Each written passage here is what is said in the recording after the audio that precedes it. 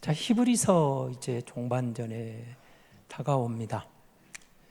여러분, 히브리서를 처음 시작하면서 천사들보다 더 우월하신 예수님, 그리고 모세보다 더 우월하신 예수님, 그리고 그 많은 대제사장보다 더 우월하신 예수님, 그리고 우리에게 놀라운 기적으로 다가온 엘리야나 엘리사나 이사야, 예레미야 같은 그 위대한 선지자들과 비교 대상이 안 되시는 우월하신 예수님.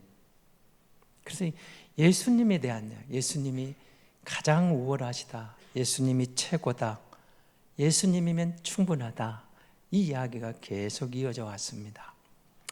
그리고 사실 오늘 14절부터 이어지는 말씀은 그 놀라운 은혜를 거부했을 때 사람들에게 주는 경고장, 심판이 있다, 이 이야기를 하면서 오늘 본문은 시내산과 시온산을 가져와서 비교하면서 설명을 하게 됩니다.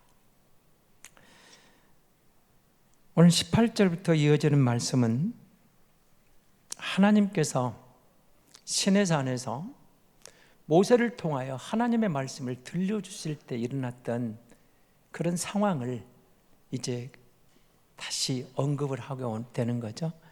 출애굽기에 있는 말씀을 가져옵니다. 제가 이 본문을 18절, 19절 본문을 여러분 현대의 성경을 한번 읽을 테니까 비교하시면 좀 들어보시기 바랍니다. 여러분은 하나님께서 이스라엘 백성에게 율법을 주실 때 그들이 겪은 공포와 타오르는 불과 검은 구름과 어둠과 폭풍을 당할까 걱정할 필요가 없습니다. 물론 그때 그 자리에서는 우렁찬 나팔 소리가 울려오고 하나님의 음성이 너무나 크게 들려왔기 때문에 그들은 하나님께서 그만 말씀하여 주십사고 엎드려서 빌었습니다. 자, 이렇게 표현을 하고 있습니다. 그러니까 그 시내산에서 하나님의 임재가 임합니다. 율법을 주시는데 불, 어두움, 폭풍, 나팔소리, 그 하나님의 임재 가운데 너무 그게 크고 저들을 두렵게 진동시켰던 소리들이죠. 그래서 그들이 하나님께 빌었다는 건 제발 멈추시고 우리에게 직접 말씀하지 마시고 이제 모세에게 말하는 말까지 나오잖아요. 분명히 하나님의 음성이 들렸어요. 그런데 시내산 아래에 있는 이스라엘은, 히브리 민족은 그걸 감당할 수가 없었습니다. 왜 그랬을까요? 온전하신 하나님, 거룩하신 하나님, 퍼펙트한 위대하신 하나님이 등장하니까 죄와 허물 가운데 있는 사람들은 두려움이 떨 수밖에 없었던 겁니다. 그래서 제발 멈춰주세요. 우리가 감당하기 어렵습니다. 이렇게 말하는 거죠. 두렵습니다. 떨립니다. 그런데 하나님의 그 현장에서, 임재 현장에서 그들이 느꼈던 두려움의 현장을 생생하게 표현해 가면서 다시 이제 시내산으로 우리를 인도해 갑니다. 여러분 22절을 보십시오. 그러나 이렇게 시작하잖아요. 그러나 제가 여러분 이 본문도 다시 현대해석을 한번 읽어볼 테니까 23절, 4절까지 한번 잘 들어주시면서 비교해 보시기 바랍니다. 그러나 여러분은 이미 시온산에 와 있습니다. 이곳은 살아계신 하나님의 도성, 하늘의 예루살렘이며 수많은 천사들이 즐겁게 모이는 곳입니다. 또 이곳은 하늘에 등록된 사람들의 교회입니다. 여러분은 모든 민족을 심판하시는 하나님 앞에 있으며 하늘에서 구원받고 이미 완전해진 사람들의 영혼 앞에 와 있습니다. 여러분은 새 계약의 중보자이신 예수 앞에 와 있으며 아벨의 피처럼 복수를 부르짖는 피가 아니라 은혜로 용서하시는 속죄의 피 앞에 와 있습니다. 그러니까 구약의 성도들은 출애굽 후에 시내산에서 하나님의 임재와 율법을 받으면서 두렵고 떨렸는데 예수 안에서 구원받은 성도들이 마침내 도달한 곳은 시내산이라는, 시내산이 아니라 시온산에 도달했는데, 그 시온산에 도달해 보니까 그 시온산이 어디예요? 하나님의 도성입니다. 새 예루살렘입니다. 하나님이 계시는 곳입니다. 근데 거기에 누가 등장하는 거죠? 하나님만 계실 뿐 아니라 무수한 천사가 등장합니다. 하늘에 등록된 앞서간 맏아들들, 그리고 온전하게 된 의인들의 영들이 있습니다. 그리고 더 중요한 중보자이신 예수 그리스도가 거기 있습니다. 그래서 이제 시내산과 시온산을 비교하는 겁니다.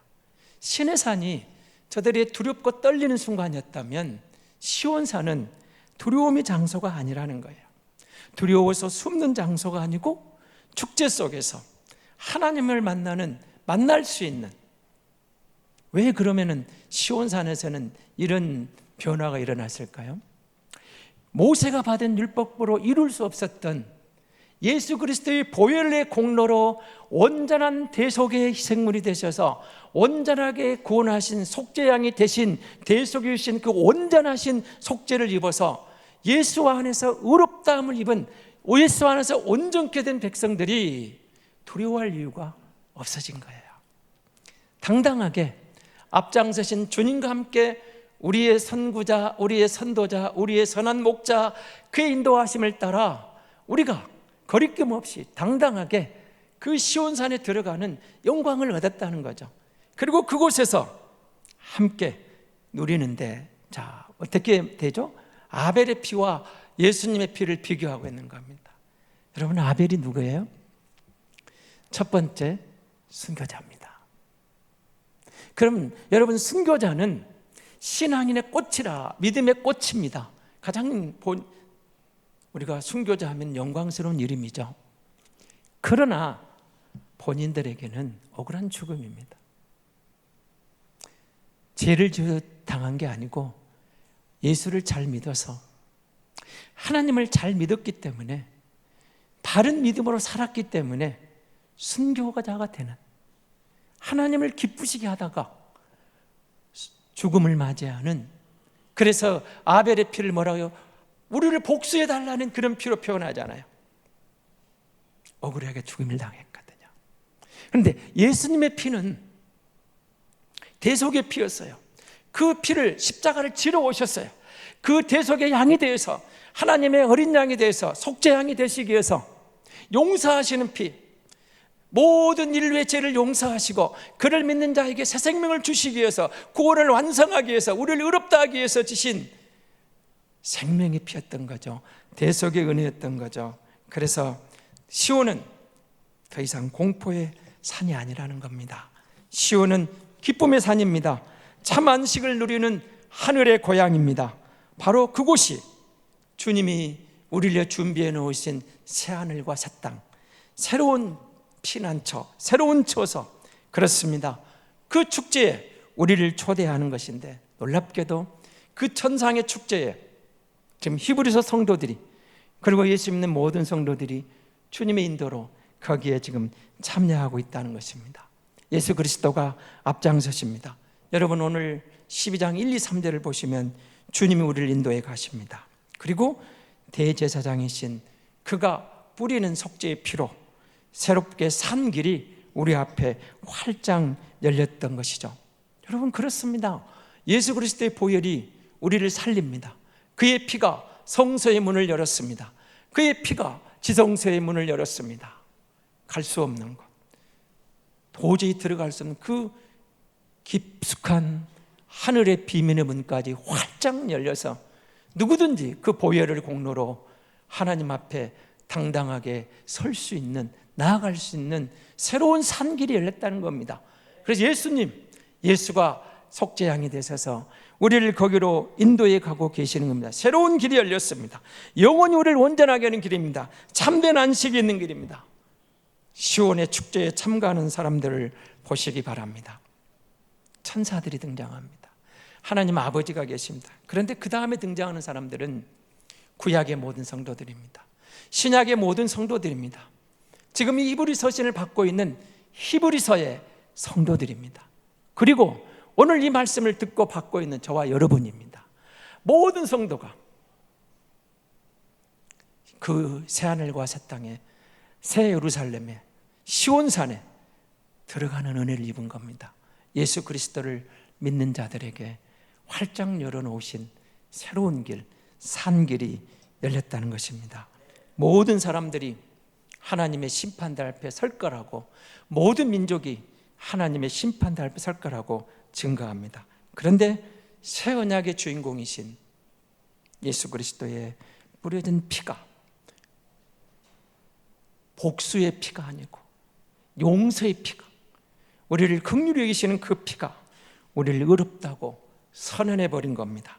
그래서 모든 성도들은 온전케 된 의인들의 영과 합류해서 그 축제 가운데 하나님을 찬양하며 그 영광을 누리게 되는 것입니다. 그러면서 여러분 25절 이하로 이 시내산과 시온산을 또 그렇게 비교한 이유를 다시 한번 이렇게 설명을 하는 겁니다. 옛 언약 안에 있었던 우리에게, 여러분 이 말씀도 다시 현대어 성경을 읽어도 25절입니다. 그러므로 여러분은 여러분에게 말씀하신 분에게 순종하십시오. 이스라엘 백성들은 모세의 말을 듣지 않아 형벌을 받았습니다. 그렇다면 하늘에서 우리에게 이르시는 분의 말씀을 거역한다면 얼마나 더 무서운 형벌이 우리에게 내리겠습니까? 이 말이 무슨 말일까요? 그런 겁니다. 땅에서 경고한 일을 소개합니다. 누굽니까? 땅에서 경고한 모세를 통해서 경고를 했습니다. 하나님의 말씀이 들려졌죠. 그럼 하늘에서 경고하신 분이 누굽니까? 예수 그리스도입니다. 예수 그리스도를 통해서 다가오신 새 언약입니다. 하나님의 은혜의 손길입니다. 그런데 둘 다 우리에게 경고하는 겁니다. 하나님의 계시를 가지고, 하나님의 말씀을 가지고. 그러나 모세는 예수 그리스도와 비교 대상이 아니죠. 그래서 모세가 말했던 것 때문에도 어떤 일이 일어났다는 겁니까? 그 율법 때문에 모세의 계시를, 모세의 경고를 거부했던 이들에게 형벌이 내립니다. 심판이 내립니다. 하나님의 징계가 내립니다. 그런데 히브리 기사는 이렇게 말한 거예요.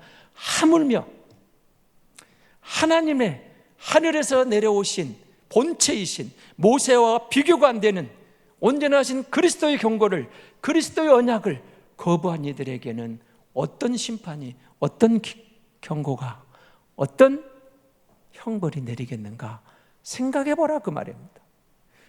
시내산에서 주신 모세 율법을 거스렸어도 그에 따른 형벌이 따랐는데 본체가 오셨어요. 계시의 실체가 오셨어요. 예수 그리스도가 주시는 새 언약의 은혜의 문을 활짝 열어 새롭게 산 길을 제시했는데 이 예수를, 이 경고를 무시한 사람들에게는 더 중한 벌이, 더 중한 형벌이 내리는 것이 마땅하지 않겠냐 그 말입니다. 모세와 예수는 하나님의 계시를 드러내지만 비교 대상이 아닙니다.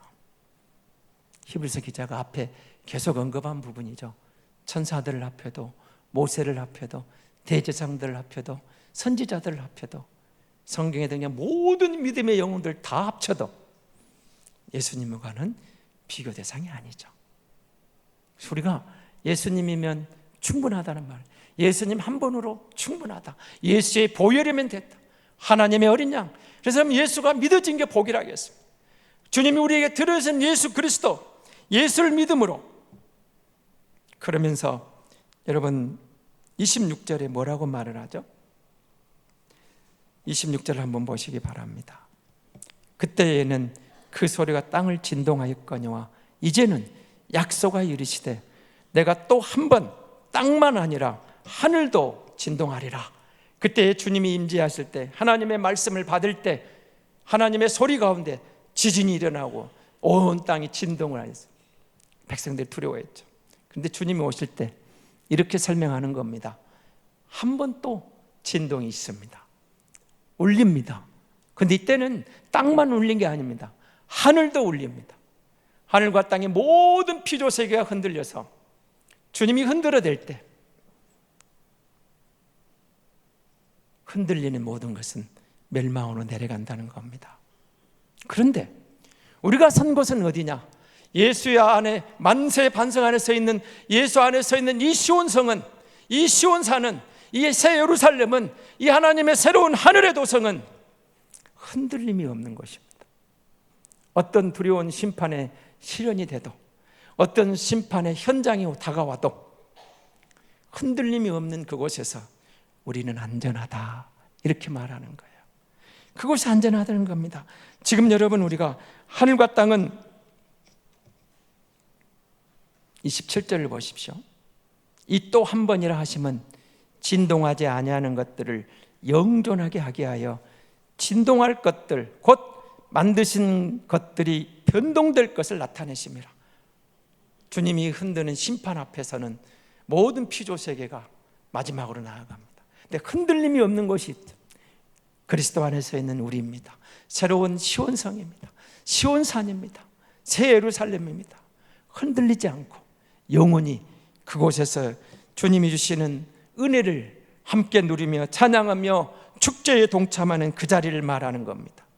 그렇다면 지금 이브리서 기자가 우리가 하고 싶은 말은 뭐일까요? 우리가 예수 믿는 사람입니다. 우리가 예수 믿으며 새 하늘과 새 땅을 바라보고 다시 오실 주님을 기다리는, 아멘 주 예수의 오시옵소서, 새 예루살렘을 바라보고 있는 성도들입니다. 28절을 보십시오. 이렇게 말합니다. 한번 같이 읽겠습니다. 28절. 그러므로 우리가 흔들리지 않는 나라를 받았은즉 은혜를 받자 이로 말미암아 경건함과 두려움으로 하나님을 기쁘시게 섬길지니라. 아멘. 그렇습니다.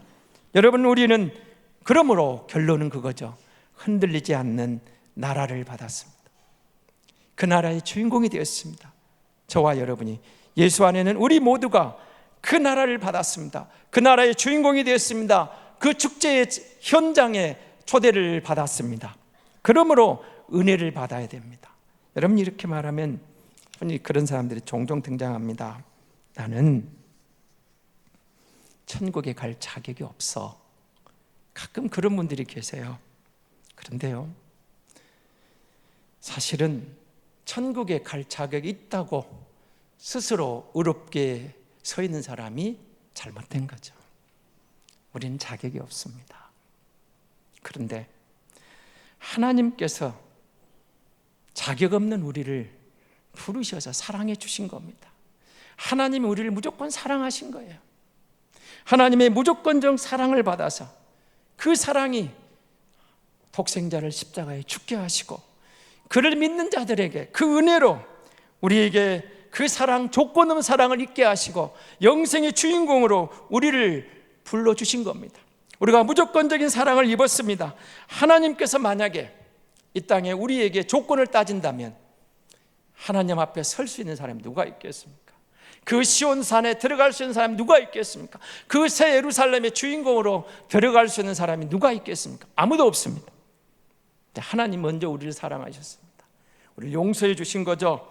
그리고 사랑받을 수 없는 우리를 사랑하시고 우리에게 구원의 문을 열어주신 겁니다. 그 은혜를 입은 겁니다. 그리고 우리 땅에서 우리가 얼마나 많이 흔들립니까? 많이 흔들릴 거예요.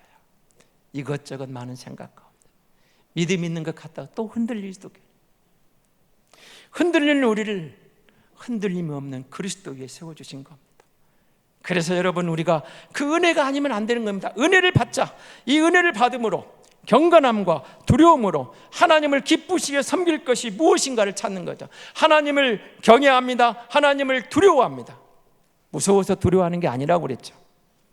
거룩한 두려움이라고 했습니다. 하나님을 알면 알수록 너무 바로 섬기고 싶은데, 그러면은 경건함으로 두려움으로 하나님 앞에 나아가는 게 뭘까요? 그게 예배입니다. 그래서 교회는 예배가 생명인 겁니다. 성도들에게 예배가 없다면 그건 성도가 아닙니다. 하나님을 예배하는 것, 경건함으로 나아갑니다. 하나님 앞에 감사함으로 나아갑니다. 은혜를 입어서 그를 찬양합니다. 그를 경건하게 섬깁니다. 그를 두려움으로, 거룩한 두려움을 가지고 하나님의 이름을 높이는 자리로 나아갑니다. 예배하는 거죠. 예배는 하나님의 은혜를 받은 성도들이 감사함으로 하나님을 높이며 하나님을 찾는 자리, 하나님을 높이는 자리, 하나님께 영광을 돌리는 자리입니다. 그래서 하나님은 그 예배를 통해서 우리에게 삶의 지혜를 주십니다. 우리에게 말씀을 통해서 용기를 주십니다. 우리를 격려해 주시는 겁니다. 모든 예배자들에게 주님이 말씀으로 다가오시는 겁니다. 지혜를 주기 위해서, 용기를 주기 위해서 우리를 격려하게 주시는 겁니다. 우리가 흔들릴 때, 방황하기 쉬울 때, 그리고 자격이 없다고 주저앉고 싶을 그때에도 주님을 바라보시면 됩니다. 예수 그리스도가 온전하신 하나님의 사랑이고 예수 그리스도가 용서의 완성입니다.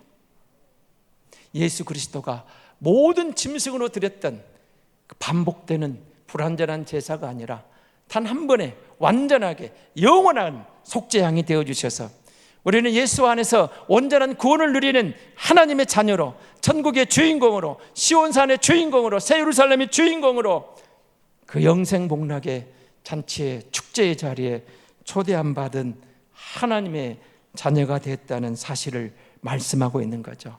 하나님은 우리에게 이 길을 열어놓으시고 그러므로 그랬습니다. 모든 천지를 흔들어 버려서 멸망시킬 때에도 흔들리지 않는 나라를 세워놓으신 거죠. 우리는 누가 흔들어도 흔들릴 수 없는 그리스도 안에 서 있는 하나님의 자녀들입니다. 그 나라는 흔들리지 않습니다. 만세반세가 안에서 주님의 십자가를 붙잡는 모든 성도들에게는 흔들림 없는 구원의 완전함을 허락해 주시는 거죠. 내 의가 아닙니다. 내게 있는 내가 흔들리는 그런 부분들이 아니라는 거죠.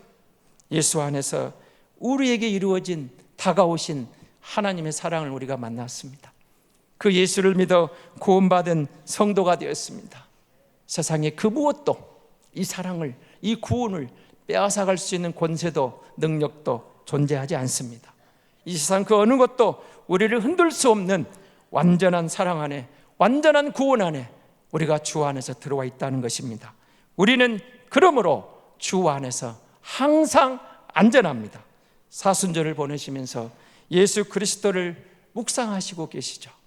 잘하시고 있는 겁니다. 그 사랑을 확인해 보십시오. 그 구원의 확신을 가져보십시오.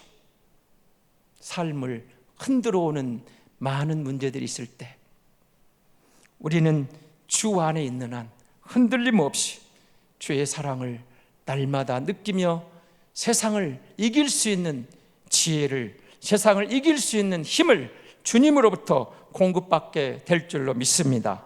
우리 주 예수 그리스도를 묵상하면서 그 말씀을 붙잡고 세상을 향하여 강하고 담대하게 나아가시면 하나님은 반드시 도우시고 승리하도록 인도해 가시는 우리의 영원한 왕, 우리의 진정한 목자로 우리를 이끌어 가시며 승리하게 하실 줄로 믿습니다.